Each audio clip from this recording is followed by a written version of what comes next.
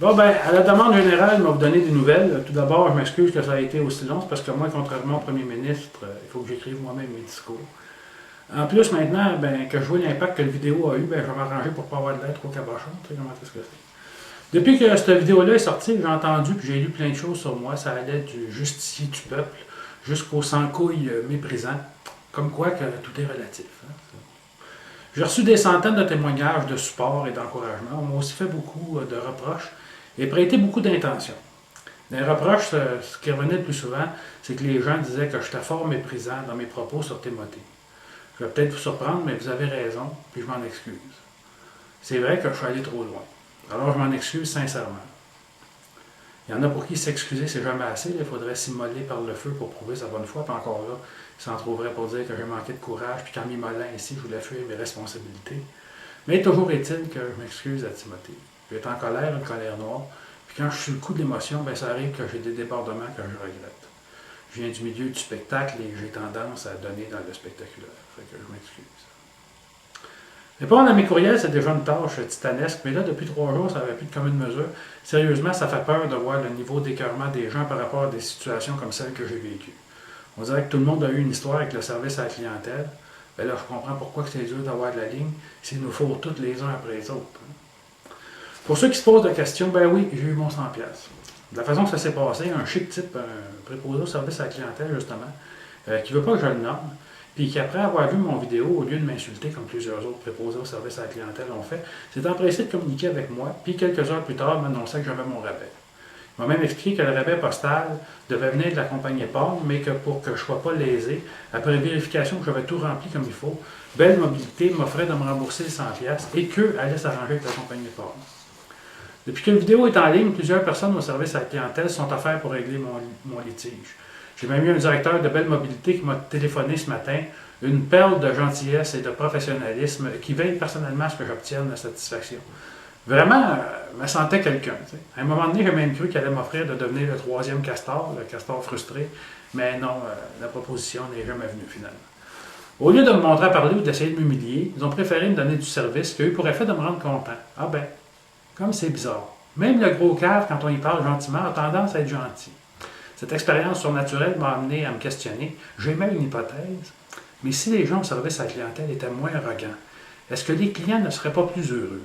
S'ils nous donnaient ce qu'ils nous disent au départ, est-ce qu'on appellerait moins le service à la clientèle? Je pense que c'est évident que la réponse c'est oui. Pourquoi c'est pas comme ça? Est-ce que c'est pas parce que c'est plus payant pour la compagnie de garder ça comme ça? Je vais le répéter encore une fois, j'ai énormément de respect pour les gens qui travaillent, et en particulier ceux qui travaillent au service à la clientèle. Je sais que c'est un travail extrêmement difficile et ingrat. Sauf que dans le mot service à la clientèle, il y a le mot service et le mot clientèle. Et quand tu es mon seul lien pour exposer ma situation et que tu m'humilies au lieu de me répondre, tu ne fais pas du service à la clientèle. Tu es un obstacle dans le processus pour que j'obtienne ce qui m'est dû, dans le seul but de me décourager pour limiter les frais de la compagnie.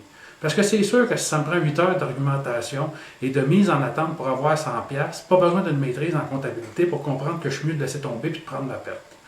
Chaque minute passée en attente, c'est une minute que vous enlevez à ma vie. Drôle de façon de traiter ses clients. En plus, quand l'arrogance et la condescendance sont au rendez-vous, tous les éléments sont réunis pour que j'atteigne des sommets d'émotivité. Pour ma santé, c'est mieux que je prenne la perte. Mais pour ma dignité, c'est mieux que je continue le combat. La façon que le marché de la téléphonie mobile est organisé, c'est que le plus souvent, on est prisonnier d'un contrat qui garantit notre fidélité. Puis plus on est mal servi, plus les chances augmentent qu'on laisse tomber de réclamer de l'argent qui nous revient de droit. Et plus la compagnie va faire de l'argent sur mon dos. Après, on se demande pourquoi on est mal servi. Évidemment, je ne suis pas naïf. Je sais que si ma situation s'est réglée si vite, c'est parce que je suis une personnalité connue et que malgré mes débordements, plusieurs personnes me trouvent sympathique.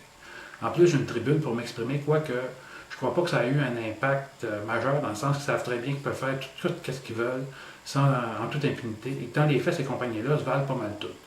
Plusieurs personnes m'ont bien fait rire en me disant que Bell, c'était pas bon et qu'ils avaient changé pour un compétiteur. Au niveau du service à la clientèle, c'est pas mal du pareil au même. Un jour, pour vous faire rire, je vous raconterai mes déboires avec Vidéotron dans une vidéo. C'est extraordinaire.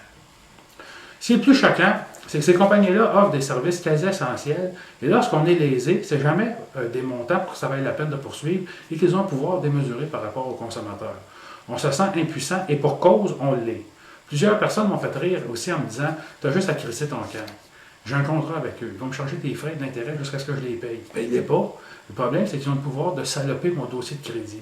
Dans les faits, il y a des bonnes chances que je n'aie pas plus de satisfaction ailleurs. C'est le même genre de compagnie, mais avec un nom différent. On fait vite le tour. Ces compagnies-là sont supposées être indépendantes. Oui. Indépendantes comme les doigts du musicien sous le manche de guitare. Moi, j'ai rien contre Bell ni Vidéotron. La preuve, c'est que je fais affaire avec eux. Comme tout le monde, je trouve qu'ils offrent d'excellents produits, sinon on ne s'abonnerait pas. Là où j'ai un problème, c'est la politique du deux poids, deux mesures. Quand je me sépare et que je fais enlever le nom de mon ex à la facture, vous me chargez des frais et on sait que ça ne vous coûte rien changer un nom sur une facture. Mais quand vous me mettez en attente pendant 3 heures au téléphone, vous riez de moi quand je vous dis que je vais vous envoyer une facture.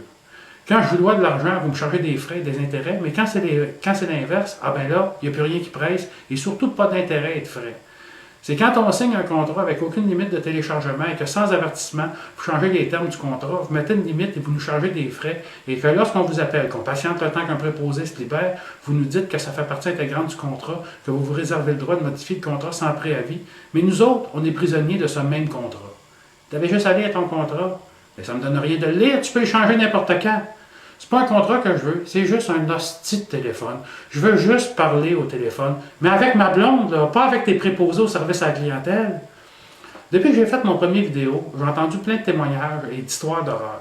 Moi, j'ai eu mon 100$ et j'ai passé par toute la gamme des émotions. Que ces grosses corporations-là fassent de l'argent, je trouve ça super. Mais quand ils ne nous donnent pas ce qu'ils avaient dit et qu'ils se mettent à nous niaiser, ça, je trouve ça beaucoup moins super. Surtout qu'il y en a que cet argent-là pourrait leur servir à vivre un peu plus dignement.